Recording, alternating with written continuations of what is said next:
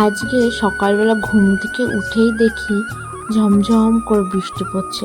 অনেকদিন যাবৎ যা গরম পড়েছিল, সেহেতু এই বৃষ্টিতে আমরা একটু রেহাই পেলাম। তোমরাও রেহাই পেলে, তাই না? যাই হোক, তো বৃষ্টি হচ্ছে আর এইদিকে আমার সোনা মা ঘুমিয়ে রয়েছে। ভোরের দিকে উঠেছিল, ওর মাসি দিদার কাছে ছিল, আমি একটা ঘুম দিয়ে নিয়েছি আর এখন আবার ঘুমাচ্ছে। তো যাই হোক, সকালবেলা মা এখানে ডিমের তরকারি রান্না করেছে আর তোমার করলার একটা সবজি করেছে। আর বাবা এখানে আম কিনেছে, দেখতে পাচ্ছ কি সুন্দর লাগছে আমগুলো দেখতে। আর আম খেতে আমার প্রচুর ভালো লাগে।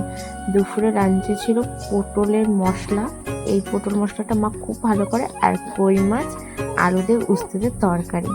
সারাদিন বৃষ্টির পর এখন একটু বৃষ্টিটা থেমেছে, আর রাত্রে দুধ আম দিয়ে ভাত খেতে আমি খুব